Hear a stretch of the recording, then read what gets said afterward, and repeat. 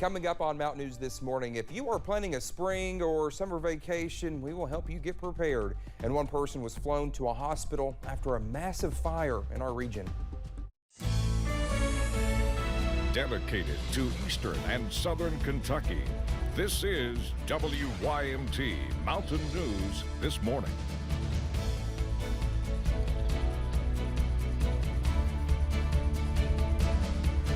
Good morning. It's 6 o'clock. Well, it's 6:02. I'm Dakota Makers. It's not 6 o'clock. It's 6:02. Let's take it over to Brandon for a look of our Friday forecast, getting us started here. Brandon, I am just so shocked by how fast the first hour of the newscast flew by. It's flying by. Look up and it's 6 o'clock. Exactly. So. Trying to multitask over here, do a few things. Oh, that's why I was trying to keep talking. No, but I got you. I'm paying attention. It's just the fact I'm clipping video and doing other things. It's just kind of a wild morning over there. Let's get right into it as we head out the door this morning.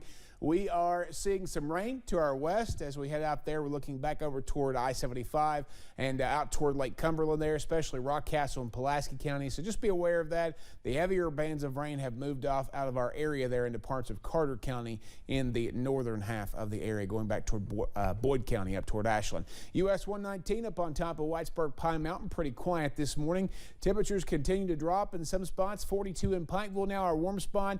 A lot of 30s out there, but 30 exactly in Jonesville, a lot of mid to upper 30s, which is basically where we thought we would be anyway. And then you see 40 Prestonsburg, Jackson, and Monticello, 41 in Logan and Ashland. 67 is the average high for today. We're going to be well below that at 50. If we make it there, 87 the record set back on this day in 2001. Dakota? All right, Brendan, thank you. Well, we begin this morning with some new information about a Jackson County golden alert. Officials with Jackson County Emergency Management tell us 83-year-old Pearlie Prophet from Terrells Creek area was found safe late Thursday night. Prophet, who has dementia, went missing while traveling on Highway 421 in Clay County around 5:30 Thursday afternoon. No word on where she was found. Well, a fire fueled by car parts burned an auto body shop over in Pineville. Well, firefighters with the Bell County Volunteer Fire Department responded to the blaze just before 1 o'clock Thursday afternoon. Officials with the department say by the time they arrived, the building along Highway 119 was already engulfed in flames. Well, there was 3 vehicles inside. There was tires outside around the building. My guys, they do a really well job. They get on scene and just go to town. Well, the fire did not spread to any other buildings. Officials say the cause remains unknown. We are told one person was injured and flown out, but no other information was released. A line of severe storms earlier this week caused a few issues for some in East Bernstadt, that's in Laurel County. A church there had its steeple torn down by strong winds. Our Chaz Jenkins reports. Laurel County communities facing severe weather Wednesday evening. Extreme wind. I saw several trees come down as I returned to the church property. I was out of cell service, so when I hit cell service, all of a sudden I started getting a bunch of text messages about damages in the community and the church being damaged. Members of FBC East Bernstadt interrupted by a nasty surprise. I saw this dark shadow through the stained glass window come down, and I said something just blew off the roof, and we ran out to see what it was. And it was the steeple. The storm's heavy winds sending the steeple down into the church's parking lot. Of all the places that it could have fallen, that was the best place for it to fall because nobody was over there. There weren't any vehicles parked, so we were really fortunate and really blessed that things could have been a lot worse. Aside from the steeple, the church only suffered minor damages. Just some water damage in the ceiling. It's easy. It's going to be easily repaired and everything will be fine. And we'll have church Sunday. It's not an issue. Church members saddened by the incident, some still in shock. People recognize our church, you know, just by its glance. And coming to work this morning, coming up School Street, it was gone, and it just brought a moment of sadness to us. Ready to clean up the debris, hoping to replace the steeple. We're going to do some cleanup. We got to do some temporary repair to the roof outside of the tarp that's on it now, and then we're going to go forward the process of getting the steeple replaced. Picking up the pieces and moving forward. In Laurel County, Chaz Jenkins, WYMT Mountain News. Well, Brock says there are no set plans in motion for the steeple's replacement. The congregation is looking forward to this week's Palm Sunday service.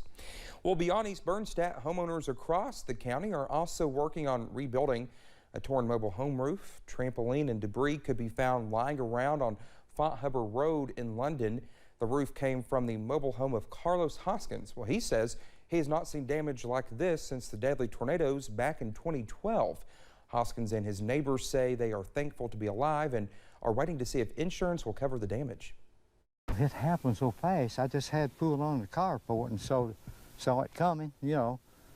So all of a sudden my, truck started getting at that. But it was raining real hard and I couldn't get out till it was over. But when I got out, the roof was laying over the hill right there and stuff. There was also a brief blackout during the storms, but power was restored fairly quickly. It remains undetermined if the damage was from straight line winds or a tornado, but those who live in the neighborhood said at this point, all they can do is prepare for the next storm. Well, we are still seeing those high gas prices, but a AAA spokesperson says that is not stopping people from taking vacations. Well, she says many people actually budget for gas in their vacation planning, but they end up spending less on eating out and extra activities while on vacation. She also says they are seeing more aggressive driving as people hit the roads. In the past year, coming out of the pandemic, people just seem to be a bit less patient behind the wheel, and that's having an impact, certainly. Experts say before you head out, make sure you do any last-minute car maintenance to ensure you get to your destination. Experts say the path to a pilot shortage started before the pandemic, but as travel demand continues to bounce back, the situation will likely only continue to worsen, and it impacts a number of industries, including some large ones right here in Kentucky. Well, the Commonwealth is home to several major airports, plus primary hubs for cargo giant UPS in Louisville and online retailer Amazon in Boone County. But as the number of pilots drop and the need continues to climb, administrators at EKU say they hope to play an even bigger role in filling those job openings. Here's Garrett Weimer. If practice makes perfect, been spending a lot of time in the VR lately.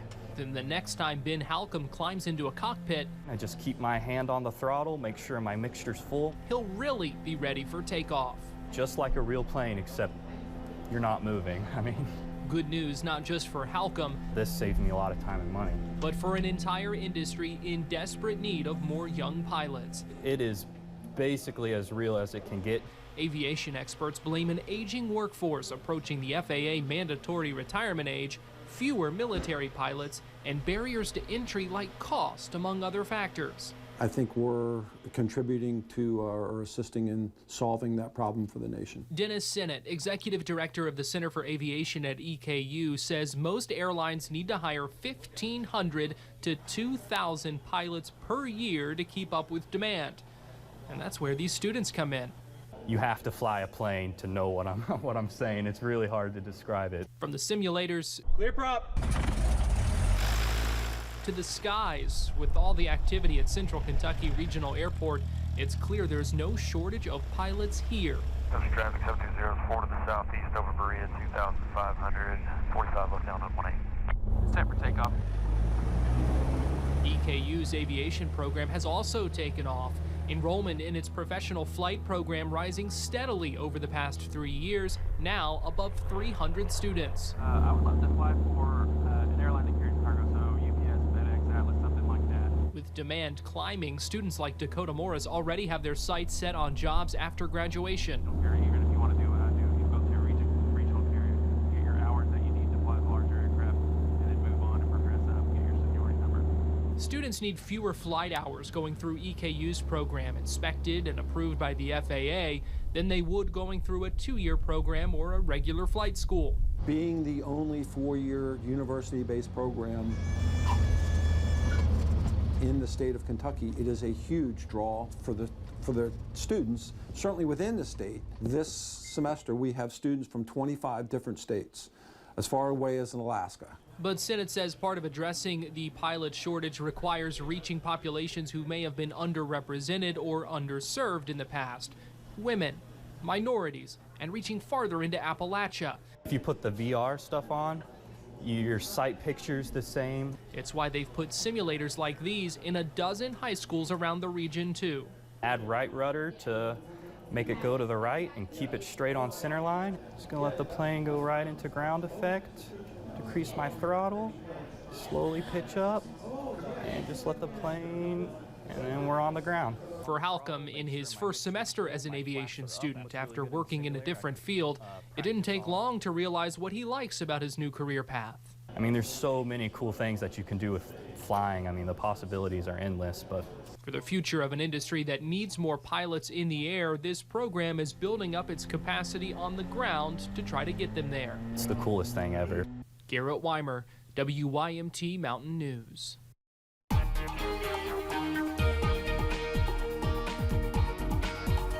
6:12 here on this Friday morning. We continue to track the chances for rain across parts of the region. We're seeing those back out to the west this morning. So if you're in those areas where you're seeing a little bit of green, like parts of, let's see here, we're looking at Lee and Owsley counties. I think more Owsley County than Lee this morning. We'll keep an eye on that. And then back maybe over toward Wolfe County, all the way back into parts of Rockcastle and Pulaski counties. Just be aware of that and slow down this morning. No fog so far, but 30 to 42. That is our range this morning from Jonesville to Pikeville. Everybody else in the mid to upper 30s there. And again, a few degrees colder than a lot of places from this time yesterday. I'll get those words in the right order here in just a second. 11 degrees colder right now in Harlan and 15 degrees colder in Middlesboro. 50 for a daytime high if we're lucky today. Chances for rain scattered, but they will pick up a little bit later this afternoon. And we could see a big cool. Actually, we're going to see a big cool down underway for the next couple of days. And rain will be transitioning over to some snow tomorrow. No major impacts expected. And a drier end of the weekend, warming up next week. The time 6:13. Good morning. You're watching Mountain News this morning right here on WYMT.